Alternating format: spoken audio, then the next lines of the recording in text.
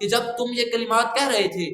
میں دیکھ رہا تھا 3 4 نہیں بلکہ 30 سے زائد فرشتے ان کلمات کو لکھنے کے لیے سبقت لے رہے تھے۔ فرمایا 30 سے زائد فرشتے یہ خواہش رکھتے تھے وہ جو کلمات بولے گئے ہیں وہ کلمات میں لکھوں۔ بسم اللہ والصلاة والسلام علی رسول اللہ۔ نماز کی حالت میں سمی اللہ لمن حمیدہ یہ کہنے کے بعد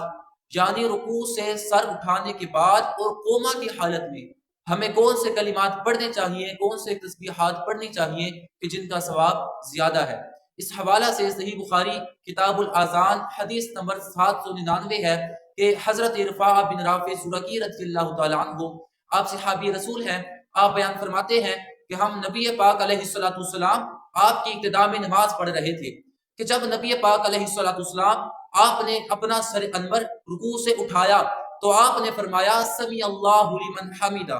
اس کے بعد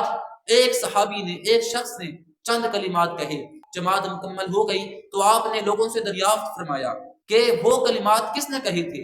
اب سوچئے اگر دیکھا جائے تو امام کے پیچھے جو مقتدی ہوتا ہے وہ نماز کی حالت میں یہ کلمات آہستہ آواز میں کہتا ہے، لیکن وہاں پر رسول اللہ صلی اللہ علیہ وسلم آپ لوگوں سے یہ کہہ رہے ہیں کہ وہ کلمات کس نے کہے تھے، تو ہمیں ماننا پڑے گا کہ یہ کسی عام امام کی بات نہیں ہو رہی بلکہ یہ امام الانبیاء سید الانبیاء صلی اللہ علیہ وسلم کی بات ہو رہی ہے کہ آپ اپنے پیچھے سے لوگوں کی آہستہ آواز کو بھی سن لیتے ہیں اور یہ بھی بتا دیتے ہیں کہ اس نے کون سے کلمات کہے تھے۔ تو ایک شخص نے کہا کہ میں نے وہ کلمات کہے تھے، تو اس پر نبی پاک علیہ السلام نے فرمایا کہ جب تم یہ کلمات کہہ رہے تھے میں دیکھ رہا تھا، اب دیکھیے یہ آنکھیں کسی عام شخص کی آنکھیں نہیں بلکہ یہ سید الانبیاء کی آنکھیں ہیں، امام الانبیاء کی آنکھیں ہیں۔ آپ نے فرمایا میں دیکھ رہا تھا 3 4 نہیں بلکہ 30 سے زائد فرشتے ان کلمات کو لکھنے کے لیے سبقت لے رہے تھے، یعنی ہر فرشتہ یہ کہہ رہا تھا کہ وہ کلمات اس پر مرتب ہونے والا جو ثواب ہے وہ میں لکھوں۔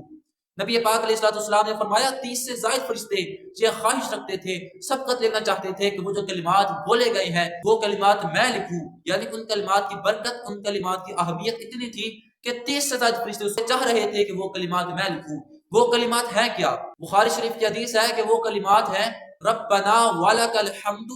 حمدا کثیرا طیبا مبارکا فیہ، یعنی سمی اللہ لمن حمیدہ کہنے کے بعد